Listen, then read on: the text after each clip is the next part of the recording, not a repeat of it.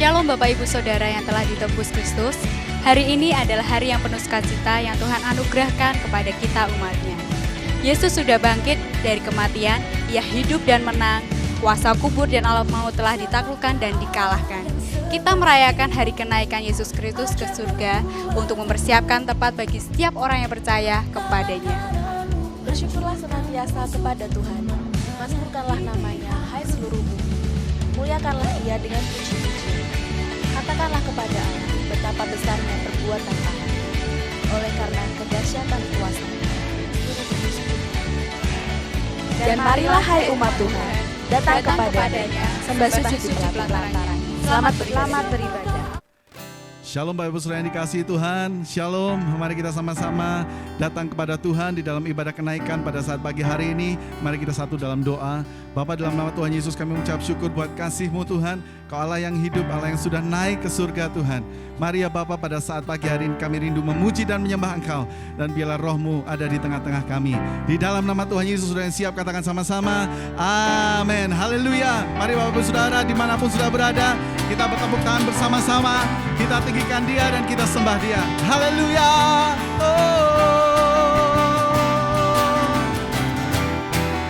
Katakan, Kau telah pilih, Kau telah pilih diriku sebelum dunia dibentuk. Oh, dan mengenal kasih-Mu, hidup dalam rencana-Mu, hidup dalam rencana-Mu. Oh, oh, oh, Kau bawaku ke tempat tinggi, penuh berkat dan anugerah terbesar. Bagi-Mu Tuhan yang dapat lakukan jauh lebih besar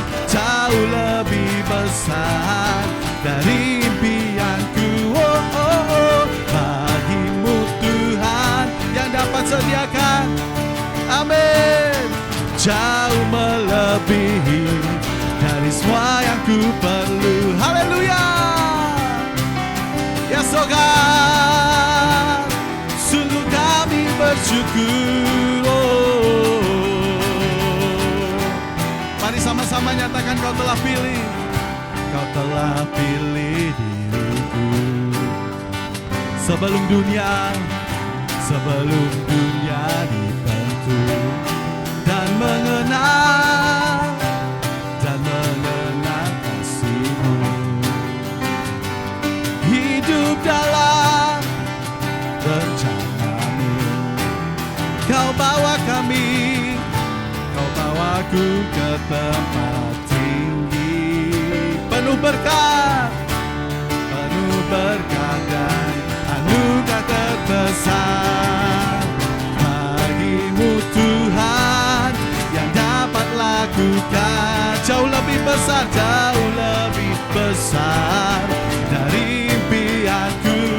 Bagi-Mu Tuhan yang dapat sediakan jauh melebihi dari semua yang ku perlu. Bagi-Mu Tuhan yang dapat lakukan jauh lebih besar dari impianku. Oh, bagi-Mu Tuhan yang dapat sediakan jauh melebihi dari semua yang ku perlu. Jauh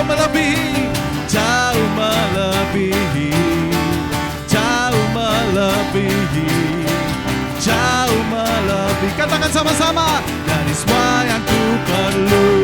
Haleluya. Oh, haleluya. Berikan sorak-sorak yang meriah bagi Allah kita. Haleluya saudara. Mari kita sama-sama puji dan sembah Dia. Haleluya.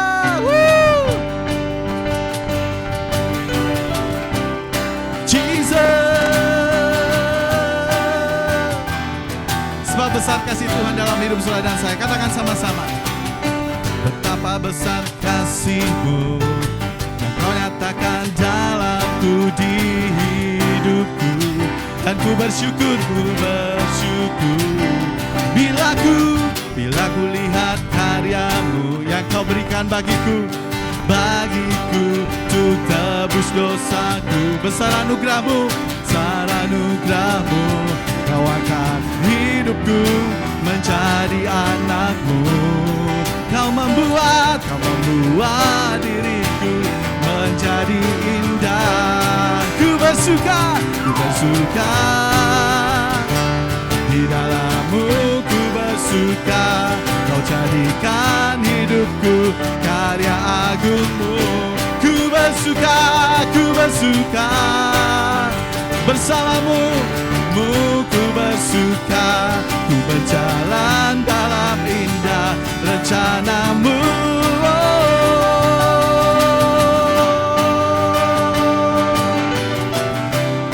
Yesus, kami mengucap syukur Tuhan. Mari sama-sama katakan betapa besar kasih-Mu yang Kau nyatakan dalamku, di hidupku. Ku bersyukur bila ku lihat karya yang Kau berikan bagiku untuk tebus dosaku. Besar anugerahmu, Kau akan hidupku menjadi anakmu. Kau membuat diriku menjadi indah, buat diriku menjadi indah. Ku bersuka di dalammu, ku bersuka. Kau jadikan hidupku karya agungmu. Ku bersuka bersamamu, ku bersuka. Ku berjalan dalam indah rencanamu. Ku bersuka di dalammu, ku bersuka. Kau jadikan hidupku karya agungmu. Ku bersuka, bersamamu, ku bersuka. Ku berjalan dalam indah rencanamu.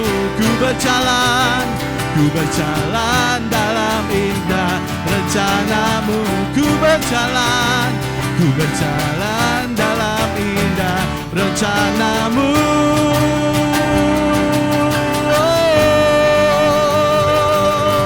Haleluya. Thank you God. Haleluya. Bapak Ibu Saudara, tahukah saudara bahwa Tuhan Yesus naik ke surga membuktikan bahwa Dia adalah Allah yang sejati. Mari saudara, saat pagi hari ini kita bawa hidup kita bawa hati kita dengan segenap hati.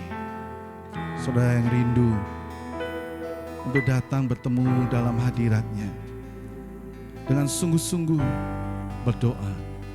Mari kita dengan sungguh-sungguh memohon kepada Dia. Karena Allah kita, Allah yang maha hadir. Haleluya.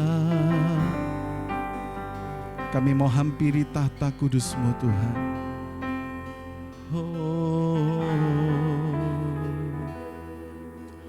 Ku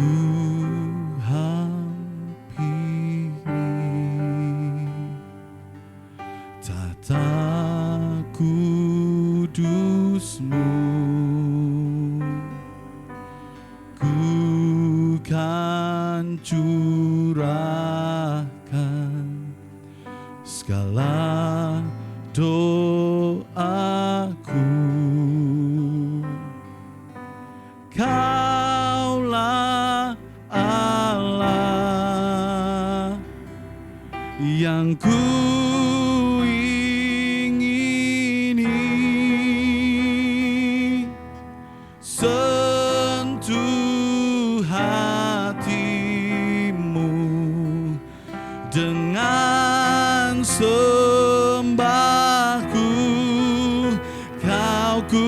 sembah. Allah kudus, ku rindu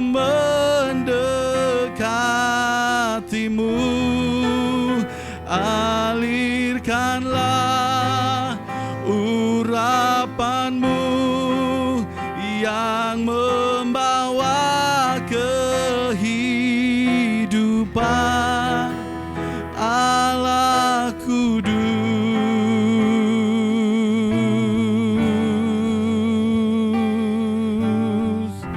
Oh, mari sama-sama katakan, tiada kata, tiada kata dapat ungkapkan, haleluya, kerinduanku akan kasih-Mu. Ku tersungkur, ku tersungkur dekat kaki-Mu, air mataku ini cintaku kepadamu, Allah kudus.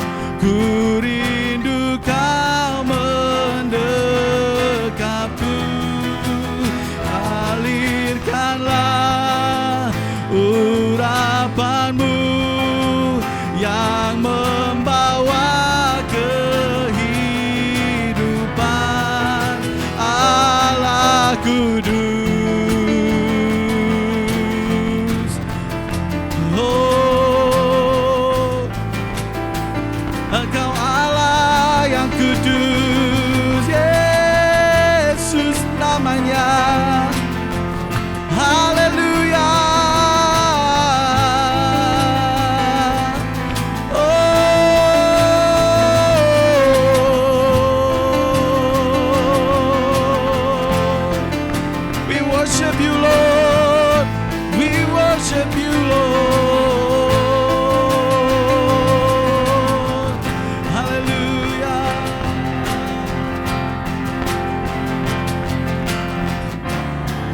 Yes, oh God, terima kasih.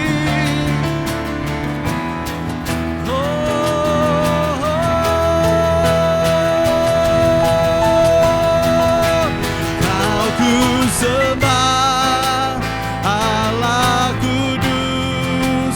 Ku rindu mendekati-Mu, alirkanlah urapan-Mu yang membawa kehidupan.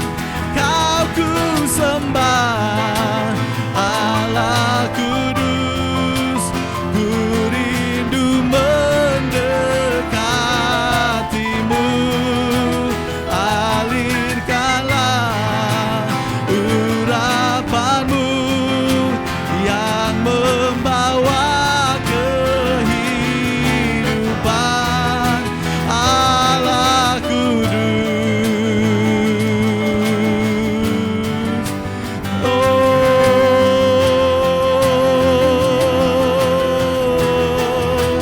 Allah kudus.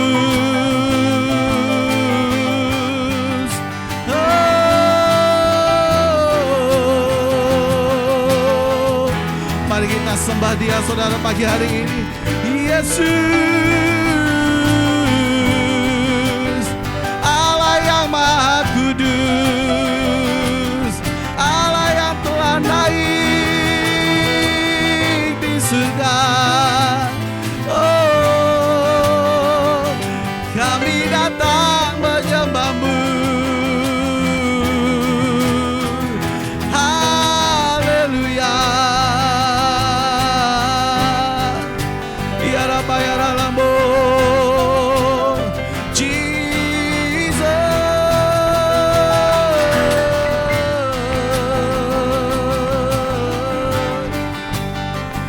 Oh,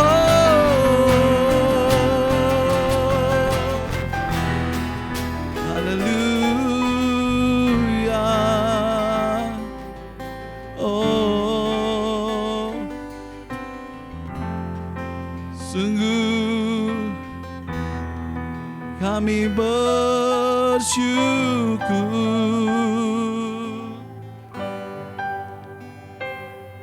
Allah kami yang hidup. Haleluya. Kami bersyukur Tuhan memiliki Allah seperti Engkau, Allah yang telah naik ke surga. Terima kasih Tuhan. Terima kasih Tuhan. Kami rindukan hadirat-Mu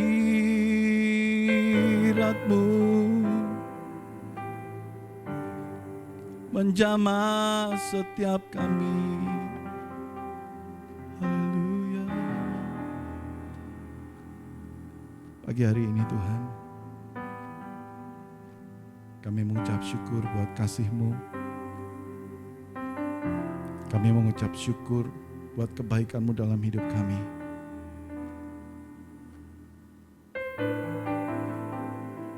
Kami berdoa Tuhan untuk bangsa dan negara kami. Kami percaya bangsa kami dan negara kami ada di dalam tangan Tuhan. Dan rencana-Mu ajaib dan dahsyat bagi bangsa dan negara kami. Urapi dan pakai para pemimpin kami Tuhan. Terima kasih Tuhan, terima kasih. Dan kalau sebentar kami akan mendengarkan Kau berbicara dalam kehidupan kami Tuhan. Kami mohon pengurapan-Mu turun atas kehidupan kami ya Bapa. Turun atas hamba-Mu yang akan menyampaikan kebenaran firman-Mu. Sehingga apa yang ia sampaikan Tuhan adalah benar-benar isi hati-Mu untuk setiap kami semua jemaat-Mu. Terima kasih Tuhan. Kami siap menerima kebenaran firman-Mu. Di dalam nama Tuhan kami Yesus Kristus, kami sudah berdoa dan mengucap syukur. Haleluya. Amin.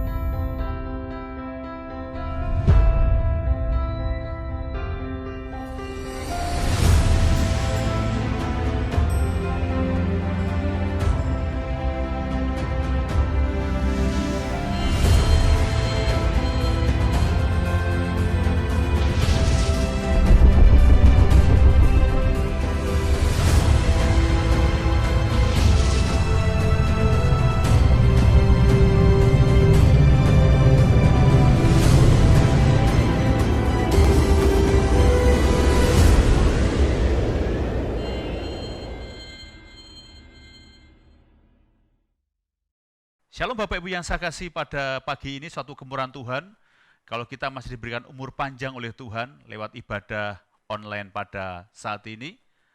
Tahun 2020 adalah tahun yang luar biasa bagi kita. Jumat Agung kita online, Paskah kita online, dan kenaikan kita juga online. Tapi kiranya damai Kristus, sukacita Kristus terus menyertai kita. Pada akhir tahun 1880, terjadi ledakan penginjilan yang luar biasa di negara India. Seluruh provinsi yang secara formal tertutup bagi Injil, disapu gerakan penginjilan yang mungkin tak tertandingi dalam sejarah. Orang-orang Eropa secara khusus mengirim utusan misionaris ke India Utara. Dan mereka bergabung dengan penginjil India, bergabung dengan orang-orang Australia dan Amerika Serikat. Gerakan ini luar biasa karena dua alasan. Pertama, penginjilan sebagian besar dipimpin oleh orang India sendiri. Dan orang-orang itu menjadi tokoh nasional. Salah satunya adalah Sadhu Sundar Singh atau dikenal dengan jubah kuning. Yang kedua, upaya penginjilan difokuskan kepada daerah India Utara yang secara tegas berada dalam genggaman bentuk-bentuk agama-agama yang menindas mereka. Itu adalah tempat di mana sistem kasta bercokol. Ada perbedaan yang sangat menyolok di daerah tersebut. Ketika ada penginjil dari Eropa yang telah mengalami penganiayaan berat, akhirnya melihat orang-orang pertama yang bertobat di sebuah desa yang sangat brutal di provinsi Assam di India. Sebuah keluarga India, pasangan suami istri dengan kedua anaknya, mereka mengaku percaya kepada Kristus dan dibaptis di dalam nama Tuhan Yesus. Di desa tersebut banyak sekali ada beberapa orang yang percaya kepada Tuhan. Dan ketika mereka percaya kepada Tuhan, banyak orang atau tokoh-tokoh, kepala daerah yang tidak setuju dengan mereka. Dan mereka geram ketika melihat orang percaya kepada Kristus. Seorang saksi mata menceritakan kepada penginjil tersebut bahwa ketika keluarga ini yang anaknya dua masuk dan percaya kepada Kristus, mereka disuruh menyangkal Yesus, tetapi mereka menolak. Lalu si ayah ini dibawa ke dalam sebuah pertemuan dan para ketua berkata, "Sangkal Yesusmu." Tetapi ayah ini berkata, "Mengikut Yesus keputusanku, ku tak ingkar." Seketika itu juga kedua anaknya dibunuh oleh pemanah. Kembali kepala desa berkata dengan geramnya, "Kalau kamu tidak menyangkal Yesusmu, maka istrimu akan mati." Istrinya diseret di tengah-tengah pertemuan tersebut. Lalu dia menjawab, "Dunia bisa berada di belakangku, tetapi salib itu masih ada di hadapanku." Setelah mendapat jawaban itu, istrinya akhirnya dibunuh oleh pemanah tersebut. Kesempatan terakhir diberikan kepala desa kepada si ayah itu. Kalau kamu tidak menyangkal, kamu akan menyusul dengan istri dan anak-anakmu ke alam maut. Tetapi jawab pria ini berkata, "Meskipun tidak ada seorang pun di sini yang mau ikut bersama saya mengikut Yesus, tetapi saya tetap mengikut Yesus." Akhirnya si ayah dibunuh dan keputusannya mengikut Yesus tetap teguh. Banyak orang India menyaksikan kisah tragis ini. Dan menurut cerita, melalui peristiwa itu, banyak orang-orang dimenangkan oleh Yesus. Banyak orang-orang dibaptiskan dalam nama Yesus. Dan kisah-kisah ini menjadikan hal yang luar biasa. Akhirnya banyak orang-orang yang percaya kepada Kristus. Kisah keluarga ini telah menjadi martir di negara India Utara di bagian Assam.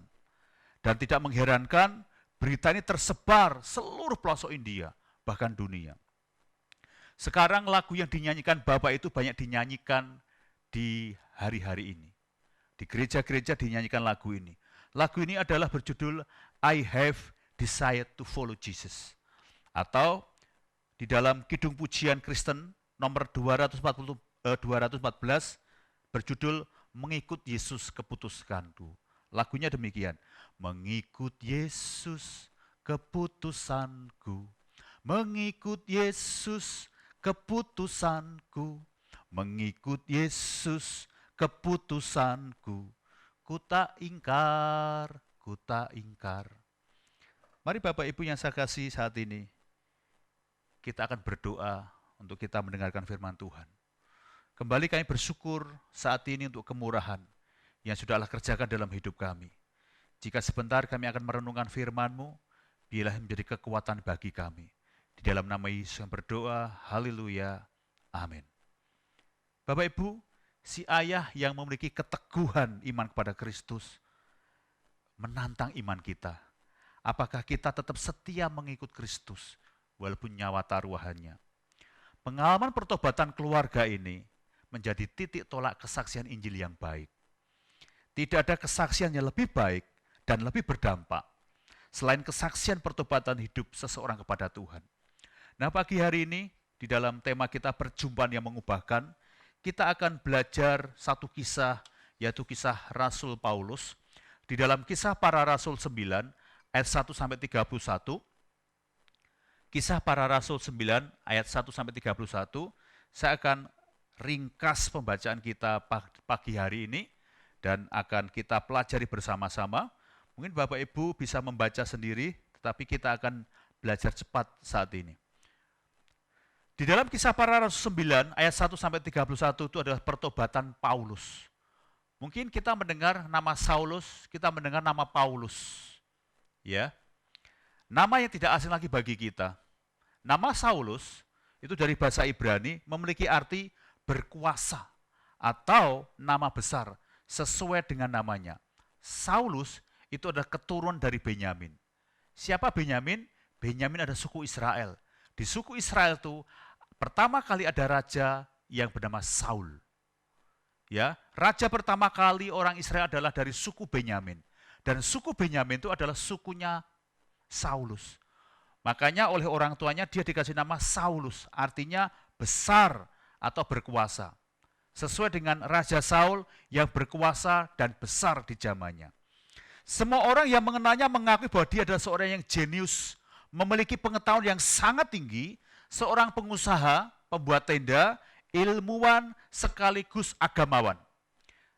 Yang taat kepada hukum Taurat. Saulus seorang yang memiliki kuasa dan kedudukan yang tinggi di kalangan tokoh-tokoh agama maupun kalangan orang-orang Farisi. Tidak berlebih kalau ia bangga dengan dirinya.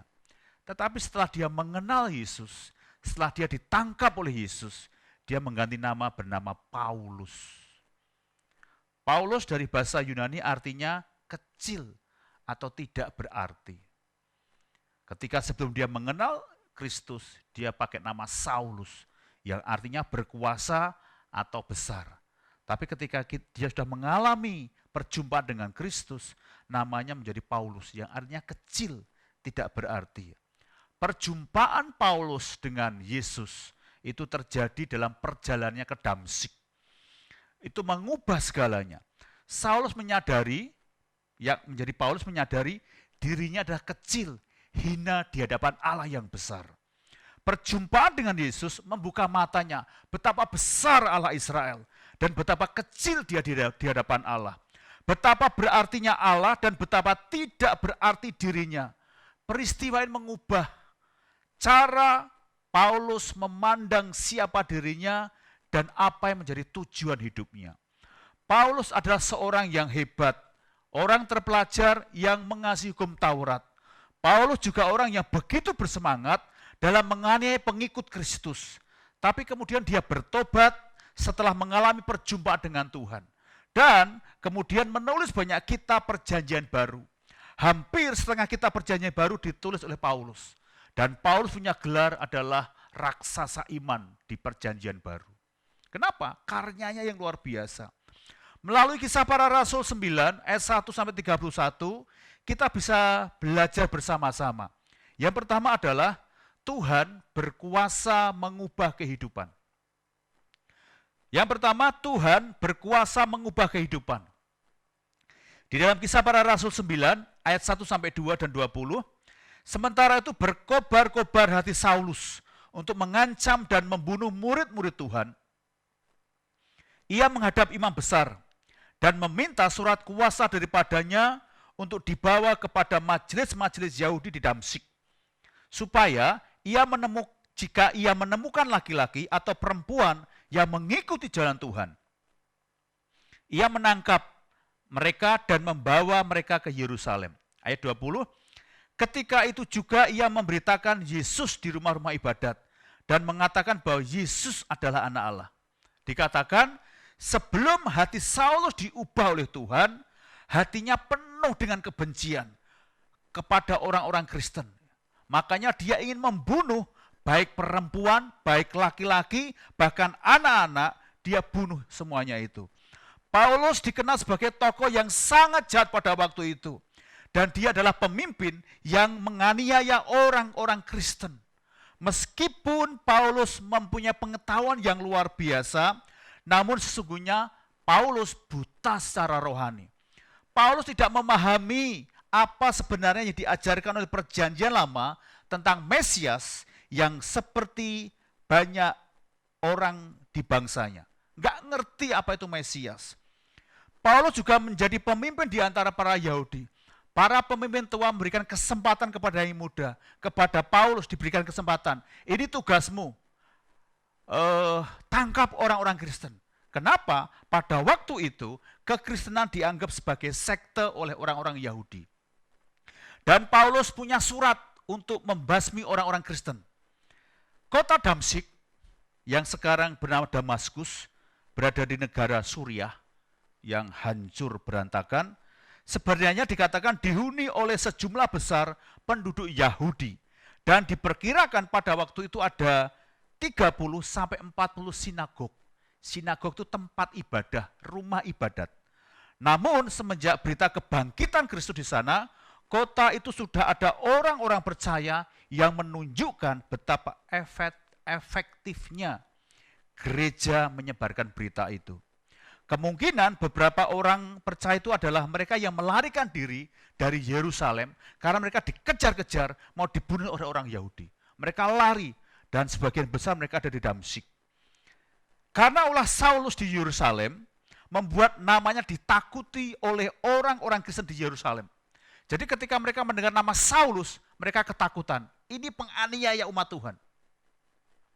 Demikian pula ketika mereka tahu berita tentang kedatangan Saulus ke Damsyik, membawa ketakutan bagi orang-orang Kristen yang ada di Damsyik. Mereka sudah pergi dari Yerusalem, tapi masih dikejar oleh Saulus dan rombongannya. Mereka ketakutan di Damsyik. Kota Damsyik kira-kira berjarak 240 km dari Yerusalem. Dia memutuskan untuk pergi ke sana, melanjutkan penganiayaan kepada orang-orang yang percaya ini. Dan dia diberi kuasa penuh, surat izin dari Mahkamah Agama. Jadi Bapak Ibu, saat ini kekristenan dari zaman dulu sampai sekarang selalu menghadapi tantangan dari tokoh agama, politik, hukum, sosial, dari dulu sampai sekarang. Kekristenan kepingin dihancurkan. Saulus dan kawan-kawannya memulai perjalanan panjang. Dikatakan antara Yerusalem dan Damaskus atau Damsyik itu waktunya 6-7 hari naik kuda. Berarti Paulus punya niat sekali untuk menghancurkan orang-orang Kristen. Waktu panjang itu membuat Saulus juga berpikir. Di dalam perjalanan 6-7 hari ini, mungkin Paulus berpikir, kenapa? Dia berpikir ketika Stefanus dirajam batu, Saulus ada. Saulus tahu siapa Stefanus. Dan Paulus mengerti. Nah, selama di dalam perjalanan itulah Allah mulai berbicara kepada Saulus. Di dalam ayat yang ke-50, Kisah Para Rasul 7:59, saudara, Saulus pastinya tidak dapat melupakan doa Stefanus ketika sedang menutup mata dan berkata, "Ya Tuhan Yesus, terimalah rohku." Pikiran Saulus mengalami pertentangan. Hatinya mulai dipenuhi tanda tanya besar. Di satu sisi, dia harus melakukan hal yang ia pandang benar. Tapi di sisi lain, dia terganggu oleh pertanyaan-pertanyaan yang tidak dapat dijawabnya di perjalanan. Sehingga dia sampai di Damsyik. Bapak Ibu, dikatakan ketika Paulus pergi ke Damsyik dengan tujuan untuk menganiaya pengikut Kristus, bahkan membunuh mereka, tapi kemudian melalui perjumpaannya dengan Yesus, Paulus bertobat. Apa sih inti dari poin yang pertama? Yesus membenci dosa, tetapi mengasihani orang yang berdosa. Yesus membenci dosa, tetapi mengasihani orang yang berdosa. Poin yang kedua, Bapak Ibu, dari pembahasan kita pagi ini, Tuhan membuktikan kasih-Nya. Kisah Para Rasul 9, ayat 4 sampai yang ke-6, ia rebah ke tanah dan kedengaranlah olehnya suatu suara yang berkata kepadanya, "Saulus, Saulus, mengapa engkau menganiaya aku?" Jawab Saulus, "Siapa engkau Tuhan?" Katanya, "Akulah Yesus yang kau aniaya itu. Tetapi bangunlah dan pergilah ke dalam kota, di sana akan dikatakan kepadamu apa yang harus kau perbuat." Pertobatan Paulus terjadi ketika dia mendekati kota Damsyik. Pada waktu tengah hari, tiba-tiba sebuah cahaya yang membutakan mata bersinar mengelilingi Paulus dan teman-temannya. Cahaya di tengah hari, ternyata cahaya itu lebih kuat daripada sinar matahari. Saulus berharap dia kenal identitas kuasa itu siapa sih. Tetapi dia mengerti bahwa ini adalah Yesus yang dianiaya. Ayat yang kelima, jawab Saulus, siapakah engkau Tuhan? Katanya, akulah Yesus yang kau aniaya. Perjumpaan Paulus dengan Tuhan Yesus, inilah yang merupakan titik balik dari pertobatannya. Firman yang didengarnya kini telah mengubah hidupnya. Kalau selama ini Paulus punya pikiran, aku sudah mengerjakan pekerjaan Allah luar biasa. Aku melakukan hal yang baik di hadapan Tuhan. Selama ini Paulus mendengarkan khotbah yang disampaikan oleh ahli-ahli Taurat. Tetapi Paulus lupa kepada firman Tuhan. Dia hanya mendengar khotbah, tapi dia tidak mendengarkan firman Tuhan.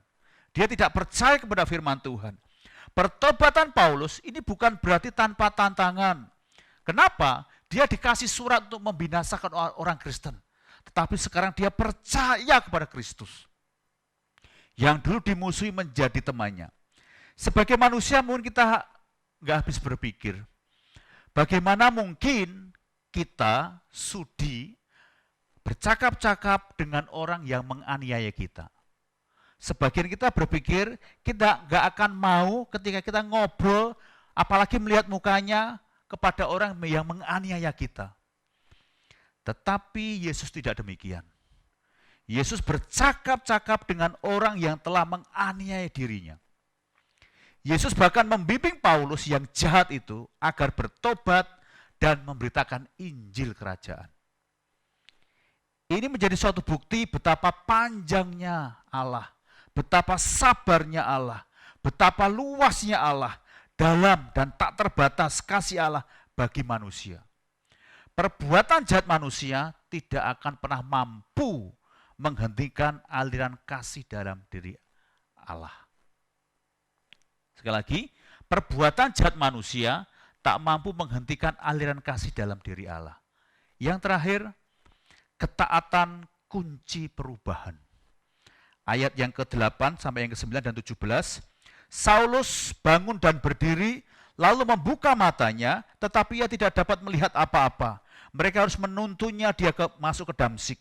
3 hari lamanya ia tidak dapat melihat, dan 3 hari lamanya ia tidak makan dan minum. Lalu pergilah Ananias ke situ dan masuk ke rumah itu. Ia menumpangkan tangannya ke atas Saulus, katanya, Saulus saudaraku, Tuhan Yesus yang telah menampakkan diri kepadamu di jalan yang engkau lalui, telah menyuruh aku kepadamu, supaya engkau dapat melihat lagi dan penuh dengan Roh Kudus. Perjumpaan Paulus dengan Tuhan Yesus ditandai dengan kebutaan matanya selama 3 hari. Bahkan dia masuk ke kota Damsyik harus dituntun oleh anak buahnya. Selama 3 hari dia tidak makan, tidak minum. Dia hanya berpuasa. Dan tiba-tiba dia dihampiri oleh Ananias, murid dari Tuhan Yesus yang ketakutan dengan Paulus ketika dia mendengar kalau Saulus akan ke Damsyik. Tetapi oleh Tuhan berkata, Ananias, engkau hampiri Saulus hambaku. Bapak Ibu, ketaatan kunci dari perubahan. Kalau kita baca sampai pasal 22, akibat Tuhan menampakkan diri kepada Paulus, membuat hidup dan hatinya dipulihkan Tuhan. Dulu hatinya keras, dia suka menganiaya orang percaya, pertobatannya berbalik. Dia menjadi orang yang baik di hadapan Tuhan.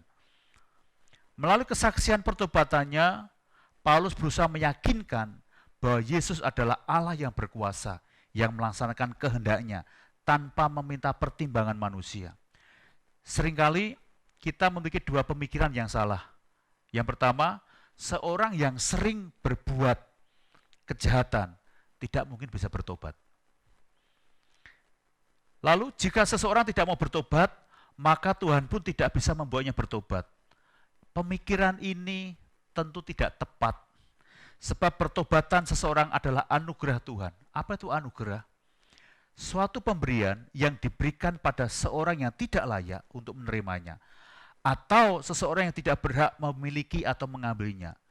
Dalam kasus Paulus, Tuhan secara melimpah menyatakan anugerahnya tersebut. Sehingga Paulus yang sebelum berlimpah amarah menjadi berlimpah anugerah. Ketika Paulus berkobar-kobar ingin menganiaya jemaat Tuhan, Tuhan justru menangkapnya dan menjadikan muridnya. Ia pun rebah ketika Tuhan menyatakan diri dan memanggilnya. Bapak Ibu, ketaatan kepada Allah itulah yang membuat hidup seseorang mengalami perubahan yang seturut kehendak Allah. Saya ulangi, ketaatan kepada Allah itulah yang membuat hidup seseorang mengalami perubahan yang seturut kehendak Allah. Paulus memiliki jalan hidupnya dengan menjadi penganiaya jemaat Tuhan. Namun tujuan hidupnya berbalik 180 derajat setelah Tuhan memanggilnya. Paulus mengenal Yesus tidak lewat sejarah, tetapi lewat kemuliaan. Artinya, Paulus bertobat ketika Yesus sudah bangkit. Yesus sudah naik. Paulus dan Yesus hidup dalam zaman yang sama. Tetapi pertobatannya lewat kemuliaan ketika dia di Damsyik. Di situ dia berjumpa dengan Tuhan. Pertanyaannya pada pagi hari ini, bagaimana dengan hati kita sekarang?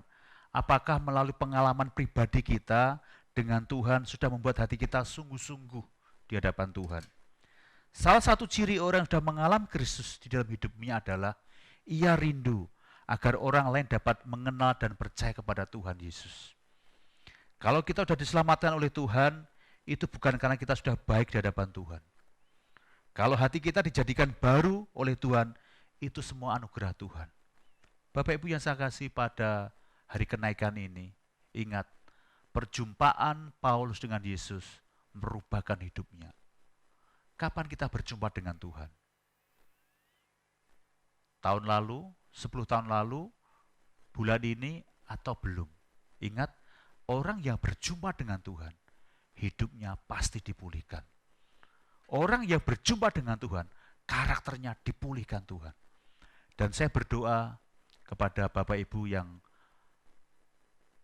menyaksikan, mendengarkan khotbah ini, dimanapun Bapak Ibu berada, pagi hari ini ambil waktu. Tuhan, aku ingin berjumpa dengan Engkau. Aku ingin mengalami kasih-Mu, sehingga kuasa-Mu sempurna atasku. Allah bisa mengubah kehidupan kita. Paulus yang jahat diubahkan Tuhan jadi lembut. Paulus yang menganiaya menjadi orang yang baik. Dan saya percaya ketika Tuhan hadir dalam rumah tangga Bapak Ibu, Tuhan akan berikan kuasa yang luar biasa atas kita. Mari kita berdoa pada saat ini. Kami bersyukur pagi ini untuk kemurahan yang sudah Allah limpahkan dalam hidup kami. Hari kenaikan mengingatkan kami, Tuhan. Ketika Paulus berjumpa dengan Tuhan, di situ dia mengalami perubahan drastis dalam hidupnya. 180 derajat dia berubah. Dan kami mau, Tuhan, di hari kenaikan ini kami diingatkan kembali. Perjumpaan dengan Tuhan akan mengubahkan hidup kami semakin baik. Berkati Tuhan untuk setiap kami yang mendengarkan khotbah ini, firman Tuhan ini. Tuhan tolong dengan cara-Mu yang ajaib. Mari Bapak, yang sakit Allah sembuhkan, yang susah Allah hiburkan, yang kekurangan Allah cukupi Tuhan. Di masa pandemi ini Tuhan, biarlah kami tetap berserah kepada Tuhan, dan kami mencari wajah Tuhan, sehingga kekuatan dari surga turun atas kami.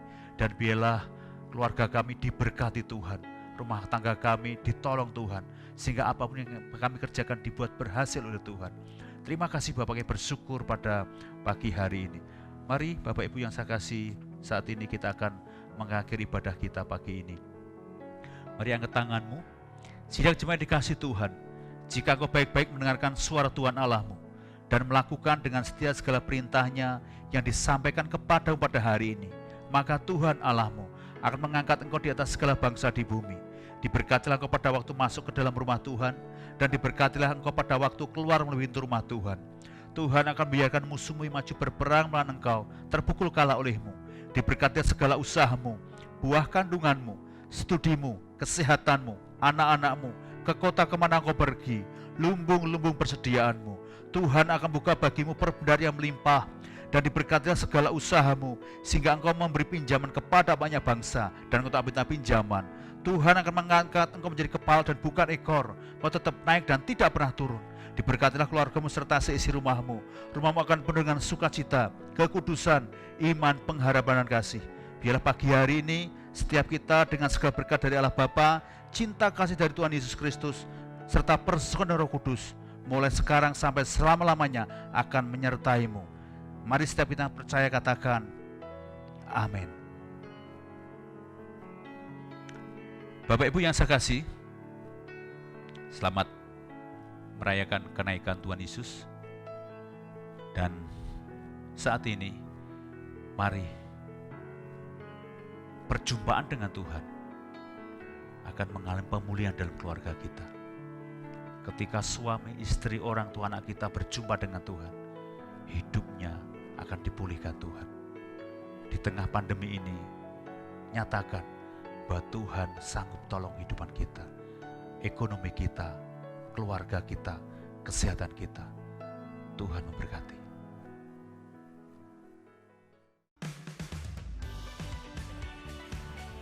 Saat kita mengalami perjumpaan dengan Tuhan, maka hidup kita akan diubahkan. Demikian rangkaian ibadah kenaikan pada hari ini. Kami ingatkan kembali untuk persembahan, Bapak Ibu Saudara bisa memberikan persembahan melalui rekening BCA atas nama Gizi Semarang. Bapak Ibu juga bisa memberikan persembahan melalui kotak persembahan yang sudah disediakan di gereja setiap hari Senin sampai dengan Jumat pukul 7 pagi hingga 3 sore. Bisa juga melalui QR.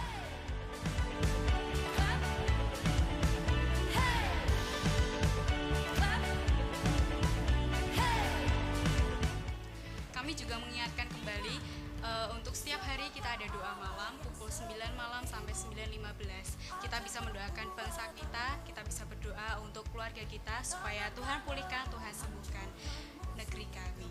Dan kami juga mengingatkan kembali untuk kita tetap ada iCare setiap hari Rabu. Untuk mengikuti iCare bisa menghubungi untuk gembala iCare-nya masing-masing.